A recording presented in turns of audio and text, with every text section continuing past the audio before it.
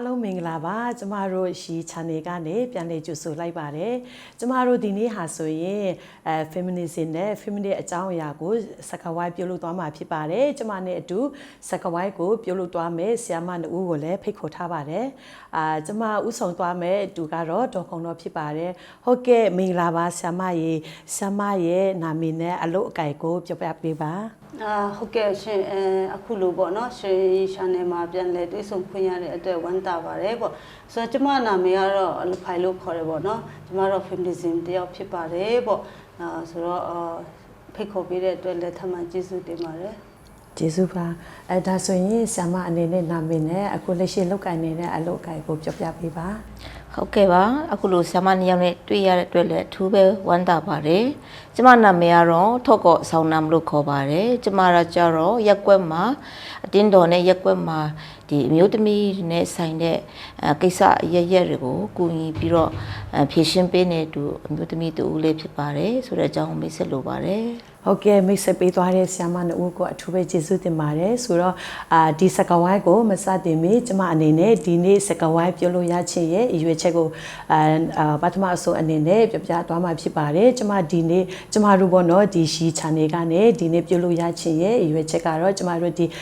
feminism နဲ့ feminist အကြောင်းအရာတွေကိုကျမတို့ရဲ့လူမှုပတ်ဝန်းကျင်မှာရောပြီးကြတော့ကျမတို့ရဲ့အမျိုးသမီးရှူတောင်းကနေရောဘယ်လောက်ထိနားလေထိုင်းမှလက်ခံထားရှိတယ်လဲပြီးကြတော့ဘယ်လိုမျိုးပုံစံနဲ့လှုပ်ဆောင်နေပြီလဲဆိုတဲ့အကြောင်းအရာတွေကိုကျမတို့ဒီရှီ channel ကနေဆွေးနွေးတင်ပြပြီးကျမတို့ဒီရှီ channel ကိုကြည့်ရှုနေတဲ့လူထုများပို့ပြီးမှတရှိနားလေရန်ကျမတို့ဒီနေ့စကားဝိုင်းကိုပြုလုပ်ရခြင်းဖြစ်ပါတယ်ဟုတ်ကဲ့ဒါဆိုရင်ပထမအဆုံးအနေနဲ့ဆရာမကိုပေါ့နော်ဆရာမနန်ခါကိုကျမတို့ဒီ feminism နဲ့ဒီ feminist ဆိုတဲ့အကြောင်းအရာကိုဘယ်လိုမျိုးနားလေထားတယ်လဲဆိုတဲ့ဟာကိုပထမအဆုံးအနေနဲ့မြင်ချင်ပါတယ်ဟုတ်ကဲ့ဆိုတော့ပေါ့နော်ကျမနားလေထားတဲ့feminist ဆိုတဲ့ဟာကြတော့ဒီ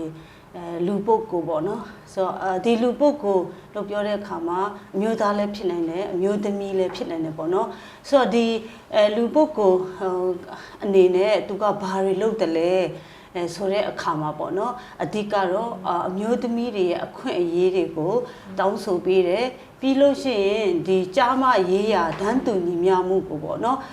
တောင်းဆိုတဲ့အရာဖြစ်တယ်ပေါ့ဆိုတဲ့အခါမှာဒါကြတော့ကျမတို့အမျိုးfeminist လို့ခေါ်တဲ့အမျိုးသမီးဝါဒီတယောက်ပေါ့နော်ဆိုတော့ဒီအမျိုးသမီးဝါဒီကခဏပြောတဲ့ကျမပြောသွားတဲ့ကြားမရေးရာဒန်းတူညီမျှမှုကိုတောင်းဆိုတဲ့သူဖြစ်တယ်အမျိုးသမီးအခွင့်အရေးရရှိဖို့အတွက်တောင်းဆိုတဲ့သူဖြစ်တယ်ဆိုတော့ဒီကနေပြီးမှကျွန်တော်တို့ဘာတွေလှုပ်ဆောင်တယ်လဲဆိုတဲ့အခါမှာဒီ feminism လို့ပြောတဲ့ဒီ feminist လှုပ်ရှားမှုပေါ့နော်အဲ့ဒီ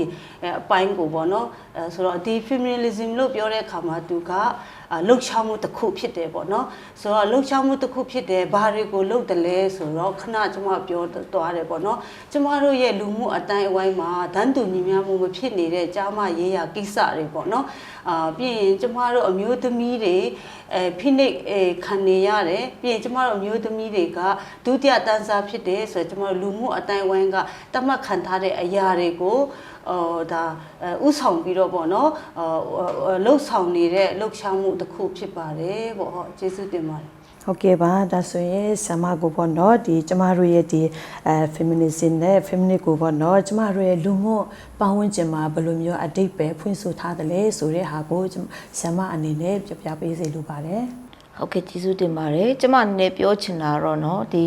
အမျိုးသမီးတွေကဒီအမျိုးသားတွေနဲ့ဒန်းတူအခွင့်အရေးတွေဆုံးရှုံးခံရတယ်ပေါ့နော်ပြီးတော့စီးပွားရေးမှာတော့၎င်းဒီပတ်ဝန်းကျင်မှာတော့၎င်းเนาะနေရာတကာမှာအမျိုးသမီးတွေကအမျိုးသားတွေနဲ့ရင်ပေါင်တန်းနေပေမဲ့လည်းအနေခံနေရတဲ့အမျိုးသမီးထုတွေကိုကျမအနေနဲ့အဲ့လိုမြင်တာပေါ့နော်ပြီးတော့ဒီကျမတို့ဒီအမျိုးသမီးဝါဒလို့ပြောလာတဲ့အချိန်မှာတစ်ဖက်ဆွန်းပြီးတော့ဒီအမျိုးသားတွေကိုချနှင်းဖို့မဟုတ်ဘူးเนาะအကုန်လုံးကြားမမရွေးဒီအခုဆို LGBT တွေလည်းပါတယ်ပေါ့နော်သူတို့ရဲ့အခွင့်အရေးလည်းလူတိုင်းတန်းတူညီမျှရရှိဖို့အတွက်ကိုရည်ရွယ်တာလို့တော့ကျမတို့အဲ့လိုမျိုးယုံကြည်တာပေါ့နော်ကျမရဲ့အမြင်ကိုတော့ ဟုတ်ကဲ့ဆမတို့နေရောက်ပါဝင်ဆွေးနွေးပေးသွားတဲ့ဟာကိုကျမအနေနဲ့ကျေးဇူးတင်ပါတယ်ဆိုတော့ဒုတိယမေခွန်းအနေနဲ့ကျမတို့ဒီမြန်မာနိုင်ငံမှာပေါ့နော်ဒီ feminine နဲ့ကျမတို့ရဲ့ဒီနိုင်ငံတကာမှာလှုပ်ရှားနေတဲ့အရာတွေကကျမတို့ချိတ်ဆက်မှုရှိသလားဆိုတဲ့ဟာကိုဆမအနေနဲ့ဆွေးနွေးပေးပါလို့ဖိတ်ခေါ်ချင်ပါတယ်ဟုတ်ကဲ့ကျေးဇူးတင်နေပေါ့နော်မေကွန်းမေးမြန်းချက်အတွက်ဆိုတော့ကျမတို့ပေါ့နော်ဒီကနေ့မြန်မာနိုင်ငံမှာဒီ feminist နဲ့ပတ်သက်တဲ့လှုပ်ရှားမှုတွေကအင်မတန်တော့နေပါနေသေးတယ်ပေါ့နော်feminist လို့ပြောလိုက်တဲ့အခါမှာကျမတို့ရဲ့လူမှုအတိုင်းအဝိုင်းမှာကျတော့ဒါကအမျိုးသားတွေကိုမုန်းတီးတယ်အမျိုးသားတွေကိုဆန့်ကျင်တယ်အမျိုးသားတွေရဲ့ဒီဘယ်လိုပြောမလဲသူတို့ရဲ့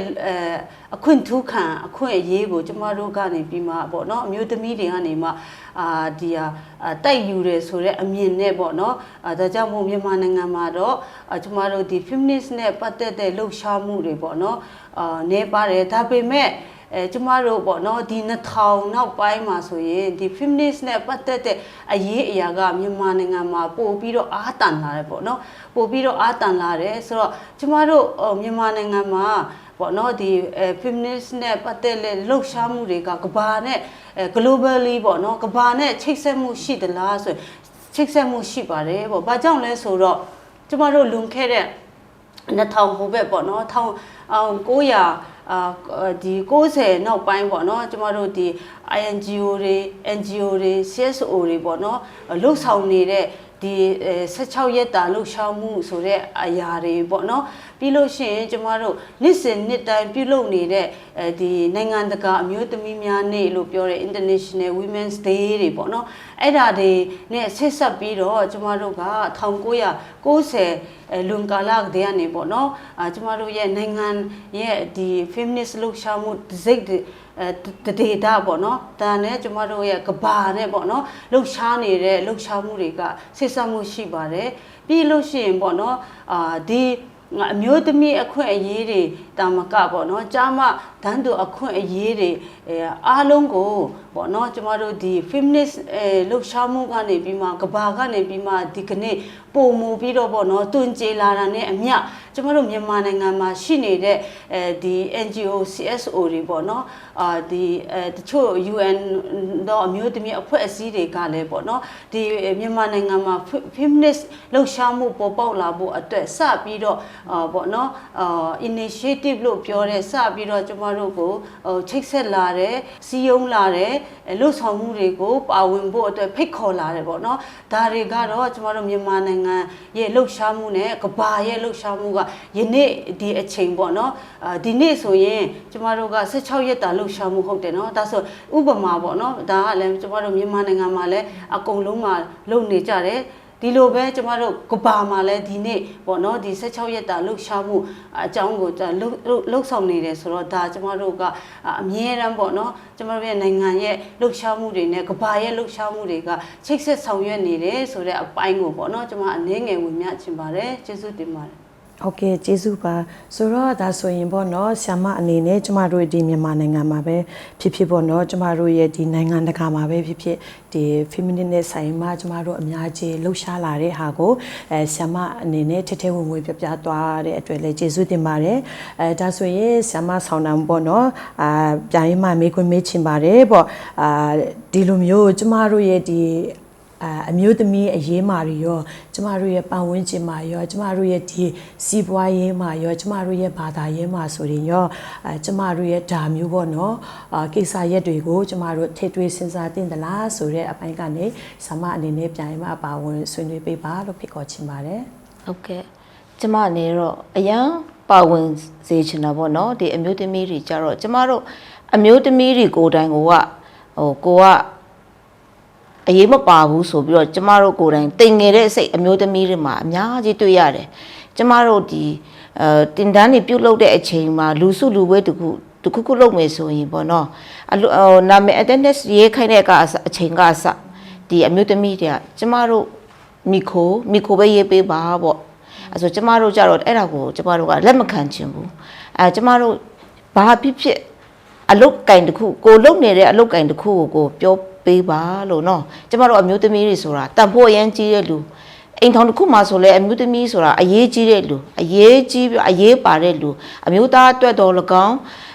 ကိုယ်သားသမီးတွေအတွက်တော်၎င်းအတင်းတော်မှာလဲဒီကျမတို့အမျိုးသမီးတွေမပိုင်လဲဘာမှမဖြစ်လာဘူး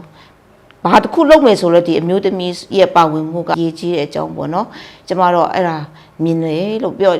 ဒီမိသားစုတစ်ခုမှာဆိုရင်လဲဒီမိခင်ကပို့လုပ်ရတဲ့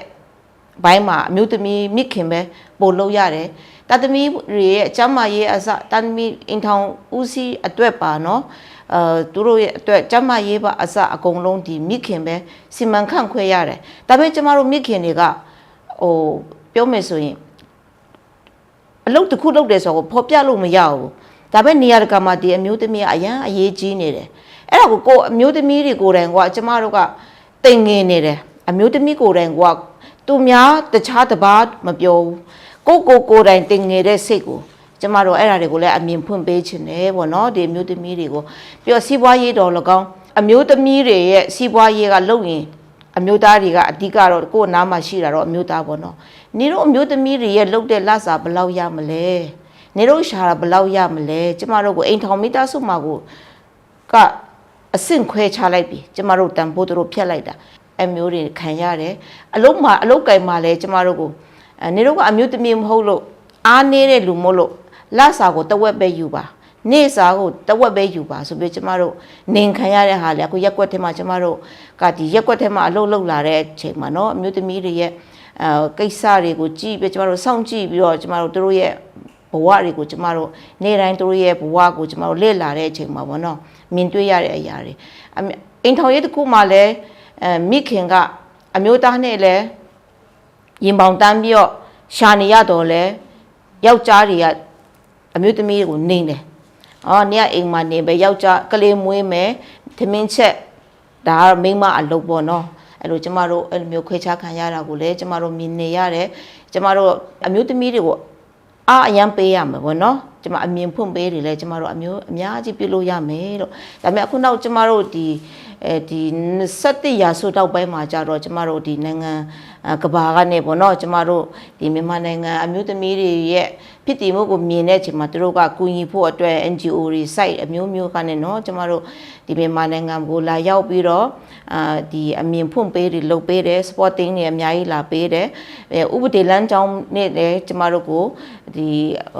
အကုန်လုံးဥပဒေပိုင်းမှာလည်းတန်းတူညီမျှမှုရောက်ဖို့အတွက်လည်းကျမတို့ကိုဒီအမျိုးသမီးထုကြီးကိုသူတို့ကလည်းကူညီပေးတဲ့အတွက်ကျမတို့မြန်မာနိုင်ငံမှာရှိတဲ့အမျိုးသမီးလည်းခွင့်ထူးခံပေါ့နော်27ရာစုနောက်ပိုင်းမှာတော့ကျမတို့ခံစားရတဲ့အမြင်တွေကိုကျမပြောချင်းဖြစ်ပါတယ်လို့ဟုတ်ကဲ့ဆမတို့နေရောက်ပေါ့နော်ပါဝင်ဆွေးနွေးသွားတဲ့နေရာမှာဆိုရင်ကျမအနေနဲ့အချင်းချုပ်ပြောရမယ်ဆိုရင်ပေါ့နော်ဒီဆ iam နာခပြောတဲ့နေရာမှာဆိုရင်အခုအရင်တုန်းကဆိုရင်ကျမတို့ဒီအမျိုးသားတွေဆိုရင်လည်းပေါ့နော်ပြည်ကြတို့ဒီနိုင်ငံတကာမှာဆိုရင်လည်းကျမတို့ကိုဖေးထားတဲ့အရာတွေရှိခဲ့တယ်ပေါ့နော်ဒါပေမဲ့အခုဒီ27ရာစုနောက်ပိုင်းမှာဆိုရင်ဒီအမျိုးသားတွေရောဒီကျမတို့ရဲ့ဒီနိုင်ငံတကာတွေမှာဆိုရင်ရောကျမတို့ဒီအမျိုးသမီးဒီ feminism နဲ့ feminist ကိုပေါ့နော်ပါဝင်လာတဲ့ဟာကိုကျမတို့ကြားသိရတယ်ပေါ့နော်အဲ့လိုပဲဒီတစ်ဖက်မှာလည်းဆ iam ပါဝင်ဆွေးနွေးတဲ့နေရာမှာဆိုရင်လည်းအရင်တော့ဆိုရင်တော့နေခံရတယ်ပေါ့နော်နေခံရတဲ့အခြေအနေရှိတယ်လုခလာစာတွေတဝက်တစ်ပြည့်ရတဲ့ဟာရှိတယ်အမျိုးသမီးဆိုရင်အိမ်မှာပဲနေရမယ်ဆိုတဲ့ဟာတွေပေါ့နော်ဆိုတော့ကျမတို့ရဲ့ဒီမတူကွဲပြားတဲ့အမျိုးမျိုးပုံစံနဲ့ကျမတို့ရှိခဲ့တယ်ပေါ့နော်ဆိုတော့ဒီလိုမျိုးနေရာတွေကိုကျမတို့ဒီနိုင်ငံတကာကနေရောပုံမူပြီးမှကျမတို့ကိုပွေမမြင်လာအောင်ပွေမလှူရှားမှုတွေပွေမတိလာအောင်ပွေမလုတ်ပင်းလာနိုင်အောင်ကျမတို့အနေနဲ့ထည့်သွင်းစဉ်းစားသင့်တယ်ဆိုတဲ့အရာကိုဆ iam လေးပြသွားတယ်ဆ iam အနေနဲ့ဆိုရင်လည်းပွေမလှူရှားလာတဲ့ဟာကိုပြရင်မှကျမတို့ကိုဆွေးနွေးတင်ပြပေးသွားတယ်ပေါ့နော်ဆိုတော့အရင်ကျေးဇူးတင်ပါတယ်ဆိုတော့ဒါဆိုရင်ဆ iam ကိုပေါ့နော်မိကွန်းတစ်ခုပြရင်မှမေးချင်ပါတယ်ဒါကကြတော့ကျမတို့ဒီ feminism နဲ့ဒီ feminist ကိုပေါ့နော်ကျမတို့ရဲ့လူမှုပါဝင်ခြင်းမှာရောဘယ်လိုမျိုးအမြင်သဘောထားတွေနဲ့ကျမတို့မြင်တွေ့နေရတယ်လဲဘယ်လိုမျိုးအမြင်သဘောထားတွေရှိနေတယ်လဲဆိုတဲ့ဟာကိုဆွေးနွေးပေးပါလို့ဖိတ်ခေါ်ချင်ပါတယ်ဟုတ်ကဲ့ကျေးဇူးတင်တယ်ပေါ့နော် ဆိုကျမရဲ့ပေါ့နော်အတွေ့အကြုံရတော့ခဏတုန်းကလည်းကျမပြောပြတယ်ပေါ့နော်မြန်မာနိုင်ငံရဲ့အခြေအနေကဒီ feminist လို့ပြောလိုက်တဲ့အခါမှာဒါကအမျိုးသားမုံတီးရေးဝါဒအမျိုးသားဆန့်ကျင်ရေးဝါဒီတယောက်ဖြစ်တယ်ပေါ့နော်ကြာမတန်းတူအခွင့်အရေးကိုတောင်းဆိုတဲ့သူတယောက်ဖြစ်တဲ့အမျိုးသမီးတန်းတူခွင့်ရတောင်းဆိုတဲ့ဆန့်ကျင်ဘက်တော်သူပေါ့နော်အဲ့လိုမျိုးတမတ်တာတော့များပါတယ်ပေါ့နော်အရင်တုန်းက1990နဲ့20ကြားမှာကျမကိုယ်တိုင်လဲ feminist လို့ကြားပြီးတော့အတိတ်ပဲဖွင့်တဲ့အခါမှာဒီ institution လို့ပြောတဲ့ဘာသာရေးပေါ့နော်ဒီအဆောက်အအုံတွေတခြားတော့ကန္တာအခန်းကန္တာကဒီ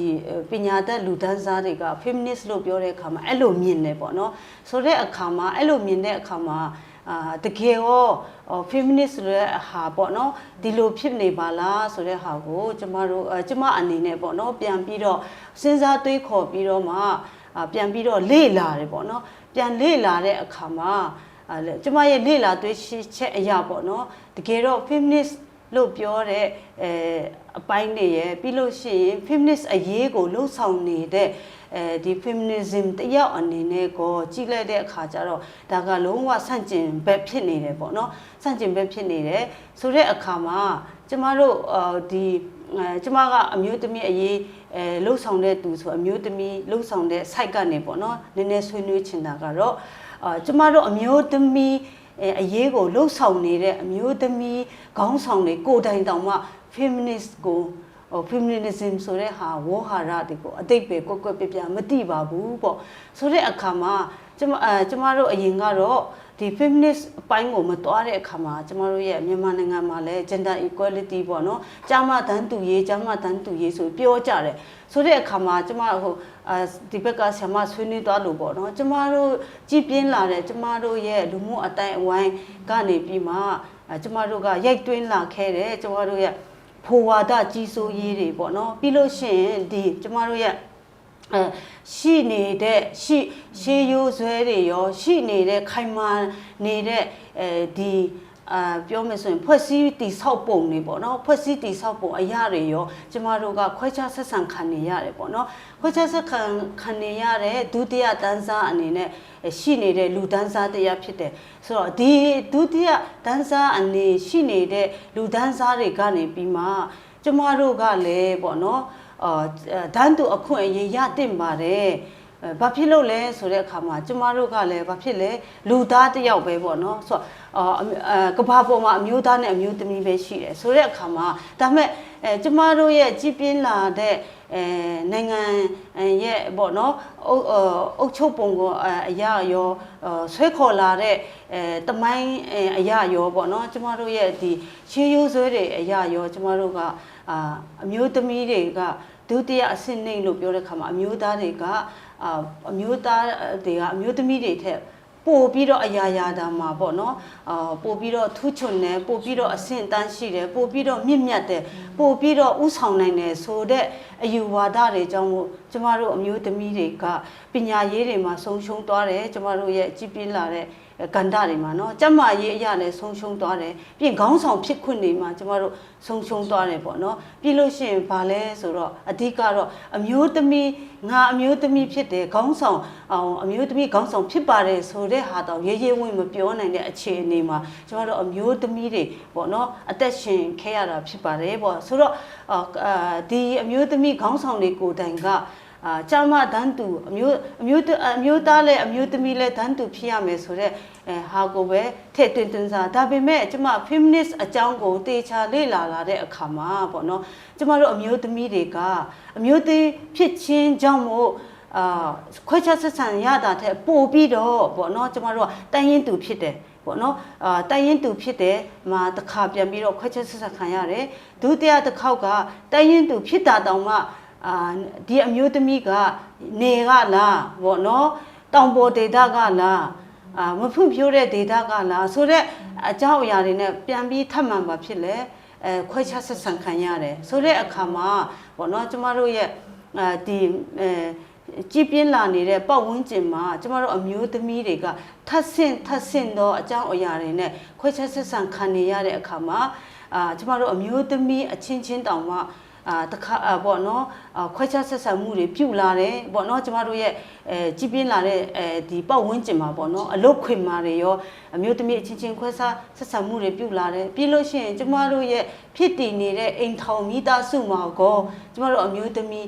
ပေါ့နော်မိခင်ဖြစ်တဲ့သူတောင်မှတမီးကိုဘာဖြစ်လဲခွဲခြားဆက်ဆံလာတယ်ပေါ့နော်နောက်တစ်ခုကဘာလဲဆိုတော့ကျမတို့အမျိုးသမီးခေါင်းဆောင်ပါလို့ပြောတဲ့အချင်းချင်းတောင်မှပြန်ကုန်မှာရှိနေတဲ့အမျိုးသမီးခေါင်းဆောင်နဲ့ကျမတို့နယ်မှာရှိနေတဲ့အမျိုးသမီးခေါင်းဆောင်နဲ့မတူညီပေါ့နော်ခွဲခြားဆက်ဆံခံရတယ်ဆိုတော့ဒီဟာအားလုံးကိုကျမပြန်ပြီးတော့ခြုံငုံပြီးတော့ပြောမယ်ဆိုရင်ပေါ့နော်ကျမတို့ရဲ့ကြည်ပြင်းလာတဲ့ပတ်ဝန်းကျင်ကပေါ့နော်အမျိုးသမီးတွေကိုယ်တိုင်ကဒီ feminist ပေါ့နော်feminism လှုပ်ရှားမှုတွေကိုတေချာအမျိုးသမီးတယောက်ရဲ့ဖြစ်တည်မှုရဲ့တန်ဖိုးကိုပေါ့နော်တေချာနားမလဲဘူးတေချာဘယ်လိုပြောမလဲမလေးစားဘူးပေါ့နော်တေချာလေ့လာဆန်းစစ်မှုမရှိတဲ့အခါမှာအမျိုးသမီးအချင်းချင်းခွဲခြားဆက်ဆံမှုတွေကိုကြုံတွေ့ခဲ့ရတယ်အဲ့ဒီတာတဲ့ပိုဆိုးတာကငကိုရှိနေတဲ့အမျိုးသားဖိုဝါဒကြီးစိုးတဲ့အမျိုးသားတွေကနေထပ်မံပြန်ပြီးတော့ပေါ့နော်ခွဲခြားဆက်ဆံတဲ့အခါမှာကျမတို့အမျိုးသမီးတွေရဲ့ဖြစ်တည်မှုကအဲ့မှာကိုပျောက်ဆုံးသွားတာပေါ့နော်အဲကြောင့်မို့ဒီ feminist လို့ပြောတဲ့အခါမှာကျမတို့ကဘာလဲဆိုဒီကျမအမျိုးသမီးတယောက်ရဲ့ဖြစ်တည်မှုကဘက်ပေါင်းစုံရှုထောင့်ပေါင်းစုံကနေခွဲခြားဆက်ဆံခံနေရတဲ့အရာကိုပြန်ပြီးတော့တိတ်မှတ်ပေးတဲ့ဆုံမှတ်ပေါ့နော်ဆုံမှတ်တစ်ခုတော့လိုအပ်တယ်ပေါ့ဒီဆုံမှတ်ကဘာလဲဆိုအခုကျမတို့ပြောနေတဲ့ feminist ဖြစ်ပါတယ်ပေါ့နော်ဒီ feminist ရဲပြင် feminism ဆိုတဲ့လှုပ်ရှားမှုကအမျိုးသမီးတယောက်ရဲ့ဖြစ်တည်မှုကိုပေါ့နော်ဘက်ပေါင်းစုံကနေခွဲခြားဆက်ဆံတဲ့ဒါကိုပြန်ပြီးတော့ပေါ့နော်ကျမတို့နိုးထလာဖို့အတွက်မျိုးသမီးတွေရဲ့ဖြစ်တည်မှုကိုပို့ပြီးတော့တန်ဖိုးထားအရေးယူဖို့အတွက်ပေါ့နော်မျိုးသမီးတွေဒီလူမှုအတိုင်းအဝိုင်းမှာအမျိုးသားတွေနဲ့အတူပေါ့နော်ရက်တည်နိုင်တယ်ဆိုတဲ့အကြောင်းကိုလဲပေါ့နော်ကျမအနေနဲ့တော့ပြောချင်တယ်ပြီးရင်တစ်ဖက်မှာတော့ကျမတို့အမျိုးသားအမျိုးသမီးပဲမဟုတ်ဘူးကျမတို့ရဲ့ဒီလိင်စိတ်ခံယူမှုကွဲပြားတဲ့လူတွေမှာလည်းအမျိုးသမီးအလားတူပေါ့နော်ခွဲခြားဆက်ဆံခံနေရတယ်ဆိုတော့ဒီတစ်ဖက်မှာဒီလိင်စိတ်ခံယူမှုပေါ့နော်ကွဲပြားတဲ့သူတွေခွဲခြားဆက်ဆံခံနေတဲ့အရာတွေကိုလည်းကျမတို့ကပြန်ပြီးတည့်မှတ်ဖို့ဆိုရင်ကျမတို့ရဲ့လူမှုအတိုင်းအဝိုင်းမှာကျမတို့လှုပ်ဆောင်နေတဲ့လုပ်ငန်းခွင်တွေမှာကျမတို့ကြီးပြင်းနေတဲ့ထိန်းကျောင်းနေတဲ့ကျမတို့မိသားစုတွေမှာအမြဲတမ်းကျမတို့ကဒီ feminist နဲ့ပတ်သက်တဲ့အကြောင်းအရာတွေကိုဆွေးနွေးပြောဆိုဖို့လိုအပ်ပါတယ်ဒီ feminist နဲ့ပတ်သက်တဲ့အကြောင်းအရာတွေကိုပို့ပြီးတော့နေရာဒေသအတိုင်းမှာအခန်းကဏ္ဍအတိုင်းမှာဌာနအတိုင်းမှာပေါ့နော်အဖွဲ့အစည်းတိုင်းမှာဒါကိုအမြင်ပွင့်ပြီးတော့ကျင့်သုံးဖို့လည်းလိုအပ်ပါတယ်ပေါ့ကျေးဇူးတင်ပါတယ်ဟုတ်ကဲ့ဆရာမကိုပေါ့နော်ကျမအနေနဲ့မေးခွန်းတစ်ခုမေးချင်တယ်ဒီမေးခွန်းဟာဆိုရင်ပေါ့နော်အခုလက်ရှိမှာဆိုရင်ဆရာမကကိုယ့်ရဲ့ရွာမှာကိုယ့်ရဲ့ပတ်ဝန်းကျင်မှာကိုယ့်ရဲ့ဘာသာရေးမှာဆိုရင်လည်းဆရာမကလှုပ်ရှားနေတဲ့အမျိုးသမီးတူလည်းဖြစ်တယ်ပေါ့နော်ဆိုတော့ဆရာမတို့ဒီလိုမျိုးလှုပ်ရှားနေတဲ့လှုပ်ဆောင်နေတဲ့အခန်းကဏ္ဍမှာဆိုရင်ဒီနိုင်ငံရေးတွေမှာရောကျမတို့ရဲ့ဒီလူမှုရေးတွေမှာရောကျမတို့ဒီအမျိုးသမီးအရေးလှုပ်ရှားနေတဲ့အရေးမှာတွေဆိုရင်တော့ဆရာမတို့ရဲ့ဒီအမျိုးသမီးတယောက်ရဲ့စင်ခေါ်မှုတွေအခက်အခဲတွေကဘယ်လိုမျိုးအခက်အခဲတွေဖြစ်နေတယ်လဲရှိနေတယ်လဲဆိုတဲ့အကြောင်းအရာတွေကိုပါဝင်ဆွေးနွေးပေးဖို့ရအတွက်ဆရာမကိုဖိတ်ခေါ်ချင်ပါတယ်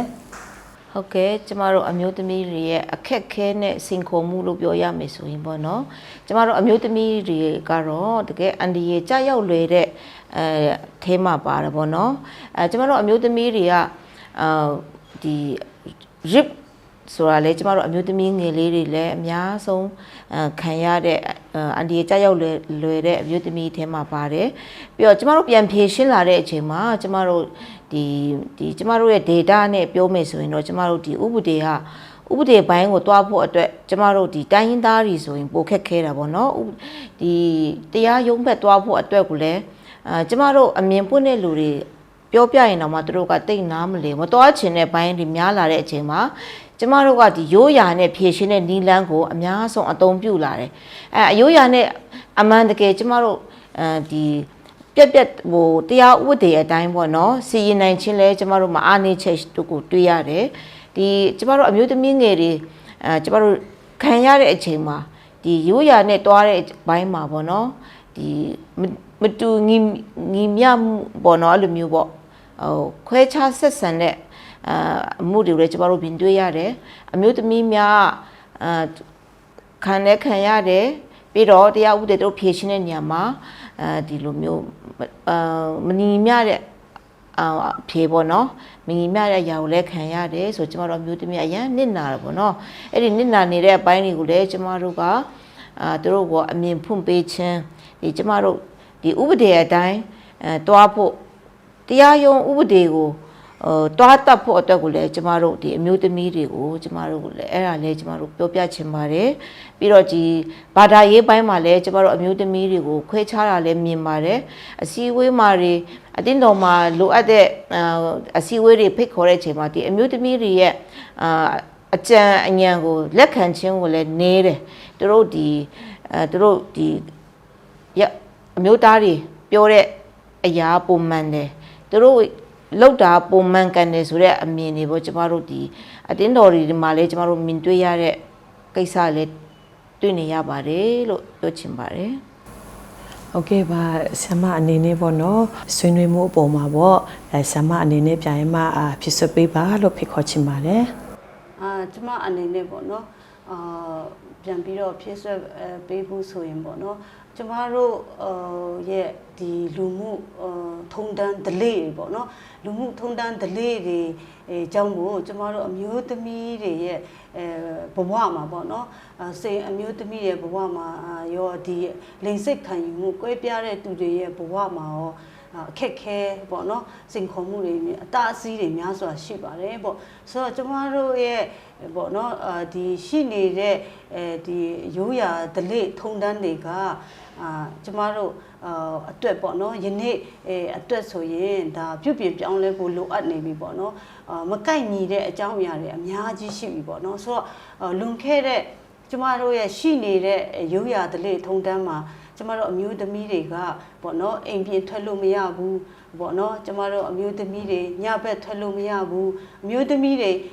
အိမ်အပြင်ထွက်ပြီးတော့အလုံးမလုံးရဘူးဆိုတော့ကန့်သက်ချက်တွေပေါ့နော်ဆိုတော့ဒီကအပြင်အမျိုးသမီးတွေကပညာတင်ရေးပေါ့နော်ဆုံးခန်းတိုင်အောင်တင်ယူခွင့်မရှိဘူးရေးသက်ဖတ်တိုင်ရပြီဆိုတော့ကန့်သက်ချက်ကအမျိုးသမီးတွေရဲ့ဘဝကိုအင်မတန်မှထိခိုက်စေတယ်ပေါ့ဆိုတော့ဒီလိုစိန်ခေါ်မှုတွေကိုကျော်လွှားနိုင်ဖို့အတွက်ကျမတို့မှာရှိနေတဲ့ရှိရိုးဆွဲပေါ့နော်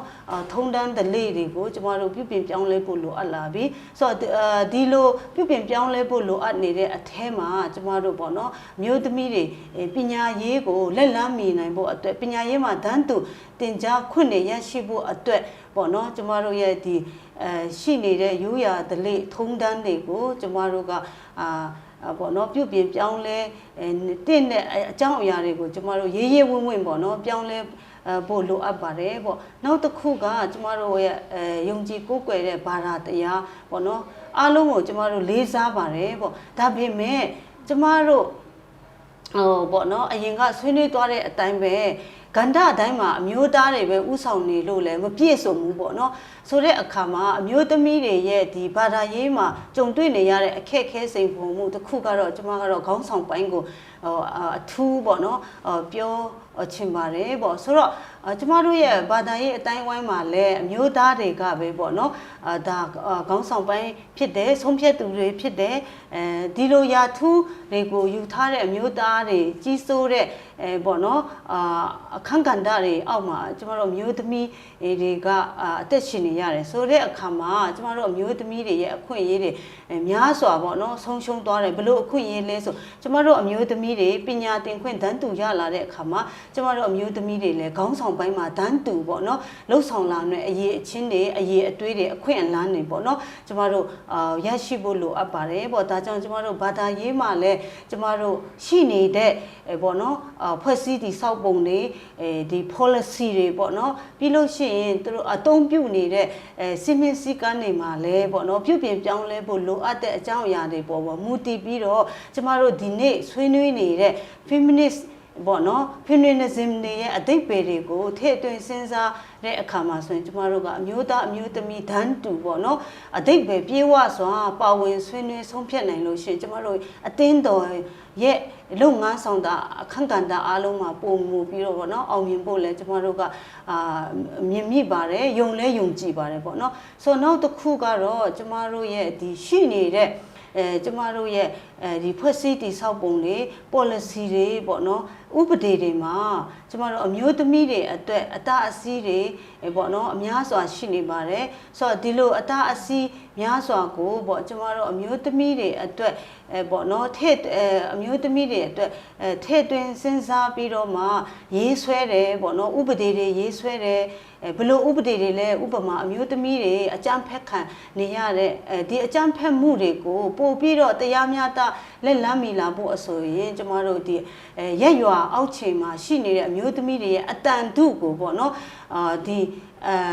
နိုင်ငံအဆင့်ကနေပြီးနားထောင်ပြီးတော့ဥပဒေတွေရေးဆွဲမယ်ပြီးရင်ကျမတို့ရှိနေတဲ့ policy တွေမှာရေးဆွဲဖို့ဆိုရင်လည်းကျမတို့ပေါ့နော်အမျိုးသမီးထုရဲ့အတန်ကိုလေးစားခြင်းအဖြစ်ထည့်သွင်းစဉ်းစားပြီးတော့အမျိုးသမီးတွေရဲ့ဆုံးရှုံးနေတဲ့အခွင့်အရေးကိုပြန်လည်မြင့်တင်ပြီးတော့ထည့်သွင်းမယ်ဆိုရင်ကျမတို့ကပို့ပြီးတော့ပြည့်စုံတဲ့နိုင်ငံတော်ကြီးဖြစ်လာမယ်ပေါ့နော်ဆိုတော့ဒီအရာတွေအားလုံးကိုကျမတို့ကပြန်ပြီးခြုံငုံကြည့်မယ်ဆိုရင်ကျမတို့နိုင်ငံတကာရဲ့စံချိန်ညွှန်းပေါ့နော်အရာဆိုရင်လည်းအမျိုးသမီးတွေရဲ့ဥဆောင်မှုအခန်းကဏ္ဍတွေတစ်နှစ်ထက်တစ်နှစ်ပိုတိုးပွားလာတယ်အမျိုးသမီးတွေရဲ့စွမ်းဆောင်ရည်ကိုနိုင်ငံတကာကပို့ပြီးတော့တစ်နေ့ထက်တစ်နေ့ပို့ပြီးတော့အတိအမှတ်ပြုလာတယ်အမျိုးသမီးတွေလည်းတစ်နေ့ထက်တစ်နေ့ပို့ပြီးတော့တက်ဆွမ်းနိုင်တယ်ပေါ့နော်ဆိုဒီလိုတက်ဆွမ်းနိုင်တဲ့အခွင့်အရေးတွေအခွင့်အလမ်းတွေကိုပေါ့နော်ကျမတို့ရဲ့နိုင်ငံတိဆောက်မှုမှာပေါ့နော်ပို့ပြီးတော့ငြိမ်းချမ်းတဲ့နိုင်ငံတော်ကြီးတိဆောက်နိုင်ဖို့အတွက်ဒီလိုအရာတွေကိုထည့်သွင်းစဉ်းစားမယ်ဆိုရင်တော့ကျမတို့ကတော့ပို့ပြီးတော့ပြည့်စုံတဲ့ပေါ့နော်လူမှုအတိုင်းအဝိုင်းပို့ပြီးတော့ပြည့်စုံတဲ့အသင်းတော်တွေပို့ပြီးတော့ပြည့်စုံတဲ့နိုင်ငံတော်ကြီးကိုကျမတို့တိဆောက်လာနိုင်မယ်လို့ကျမကတော့ယုံကြည်ပါတယ်ပေါ့ကျေးဇူးတင်ပါတယ်ဟုတ်ကဲ့ဆရာမတို့နေရောပေါ့နော်ပြည့်စုံတဲ့ပါဝင်ဆွေးနွေးပေးသွားတဲ့အတွက်အထူးပဲကျေးဇူးတင်ပါတယ်ဆိုတော့အခုနောက်ဆုံးမေးခွန်းအနေနဲ့ပေါ့နော်ကျမတို့ဒီလူတိုင်းကပေါ့နော်ဒီ feminine ပုံစံလိုမျိုးကျမတို့ဖြစ်တင်သလားဆိုတဲ့အကြောင်းအရာကိုဆမအနေနဲ့အရင်အဆုံးပေါ့နော်ပါဝင်ဆွေးနွေးပေးပါလို့ဖိတ်ခေါ်ချင်ပါတယ်ဟုတ်ကဲ့ကျေးဇူးတင်တယ်ပေါ့နော်ဆိုတော့ကျမရဲ့အတွေ့အကြုံရရောပေါ့နော်ကျမအမြင်အနေနဲ့ရောလူတိုင်းကတော့ feminist ဖြစ်တင်ပါတယ်ပေါ့နော်ပြီးတော့လူတိုင်းက feminist ဖြစ်ဖို့အတွက်အခွင့်အရေးလည်းရှိပါတယ်ပေါ့နော်ဘာကြောင့်လဲဆိုတော့ကျမတို့ပေါ့နော်ခဏတုန်းကကျမပြောသွားသလိုကျမတို့ကြီးပြင်းလာတဲ့ပတ်ဝန်းကျင်အိမ်ထောင်မိသားစုတွေကျမတို့ကျောင်းပညာသင်ကြားခဲ့တဲ့ကျမတို့ရဲ့ပညာရေးပေါ့နော်အတိုင်းအဝိုင်းနေပြီးရင်ကျမတို့လှုပ်ဆောင်နေတဲ့လုပ်ငန်းခွင်တွေကိုပြန်ပြီးတော့ကြီးလိုက်မယ်ဆိုရင်ပေါ့နော်ဒီဟာရဲ့အကျိုးဆက်တွေကိုပြန်ကြည့်လိုက်မယ်ဆိုရင်ကျမတို့ကလူတိုင်းက feminist ဖြစ်ဖို့အတွက်အရေးကြီးပါတယ်။ဘာကြောင့်လဲဆိုတော့ခဏကျမပြောတယ်ပေါ့နော်။ဘာကြောင့် feminist ဖြစ်တဲ့လဲဆိုတော့ကျမတို့ကြာမတန်းသူအခွင့်အရေး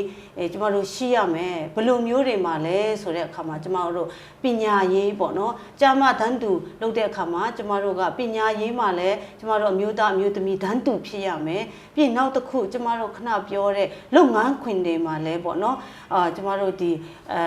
လောက်ခလာစာကအစပေါ့နော်။ကျမတို့အမျိုးသားအမျိုးသမီးတန်းတူဖြစ်ရမယ်ပြီးရင်ကျမတို့ဒီဥဆောင်တဲ့အခန်းကဏ္ဍမှာလည်းအမျိုးသားအမျိုးသမီးတန်းတူကျမတို့ဖြ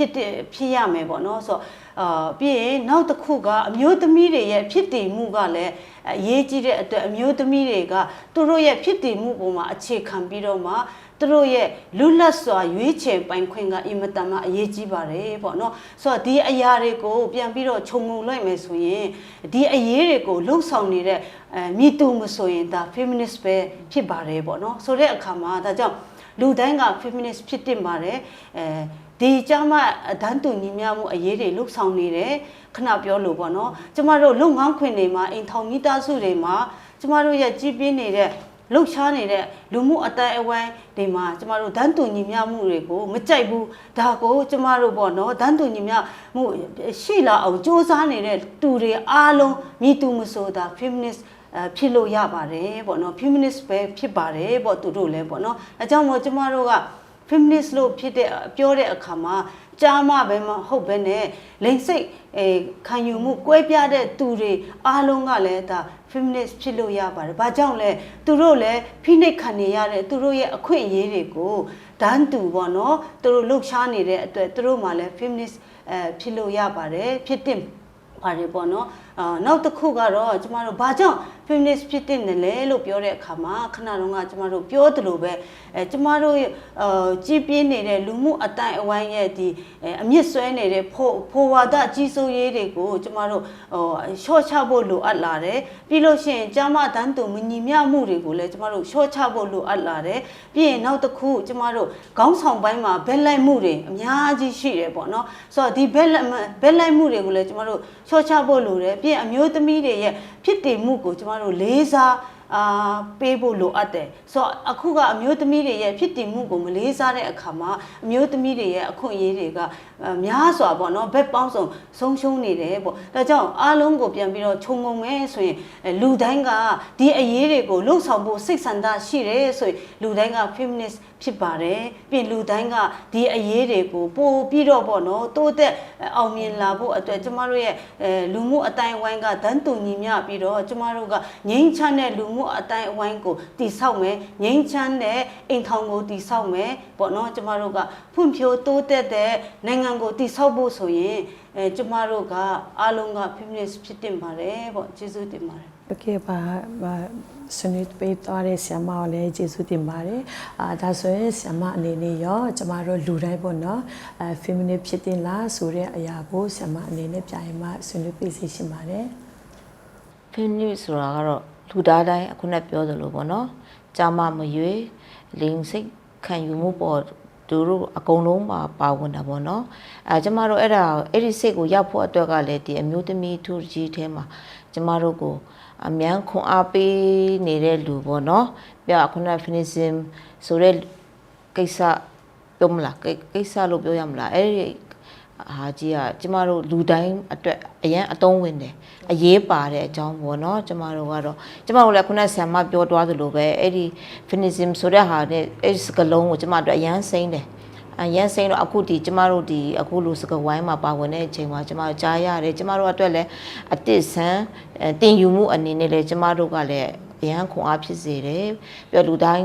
ကိုလည်းစင်ပွားပြီးတော့ကျမအနေနဲ့လည်းပြောပြချင်တယ်အကုန်လုံးကိုသိစေချင်တယ်အခွင့်အရေးတွေကိုရယူစေချင်တယ်ကျမတို့ဒီရက်ွက်ထဲမှာဆိုပုံမှဆွမ်းတမန်ပေါ့နော်ကျမတို့ပြုလုပ်နိုင်ပိုကောင်းမယ်လူတိုင်းကအဲ့ဒီ feminism ဆိုတဲ့ဟာကိုနော်နားလေသဘောပေါက်တဲ့အထိအကုန်လုံးနားလေမှတာဒီကျမတို့ရဲ့လုပ်ငန်းစဉ်တွေပြုလုပ်သွားတဲ့အရာတွေလည်းအကုန်လုံးအောင်မြင်လာမယ်လို့ကျမတို့ခံယူတယ်ကျေးဇူးတင်ပါတယ်โอเคပါဆရာမတို့နှစ်ဦးအနေနဲ့ပေါ့နော်ပြပြစုံစုံနဲ့ပါဝင်ဆွေးနွေးပေးသွားတယ်ဆရာမနှစ်ဦးကိုအထူးပဲကျေးဇူးတင်ပါတယ်ဟုတ်ကဲ့ပါ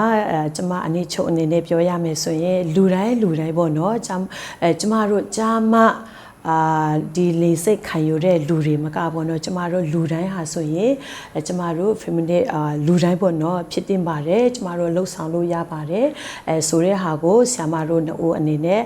ထဲဝင်နဲ့ပါဝင်ဆွေးနွေးပေးသွားတဲ့အတွက်လည်းအထူးပဲကျေးဇူးတင်ပါတယ်ကျမတို့ရဲ့ရှီ channel ကိုကြည့်ရှုပေးနေတဲ့လူထုအပေါင်းတို့ကိုလည်းကျေးဇူးအထူးတင်ပါတယ်ဆက်လက်ပြီးမှလည်းကျမတို့ရှီ channel ကိုကြည့်ရှုပေးရအတွက်လည်းဖိတ်ခေါ်ချင်ပါတယ်အားလုံးကိုကျေးဇူးအထူးပဲတင်ရှိပါတယ်ရှင်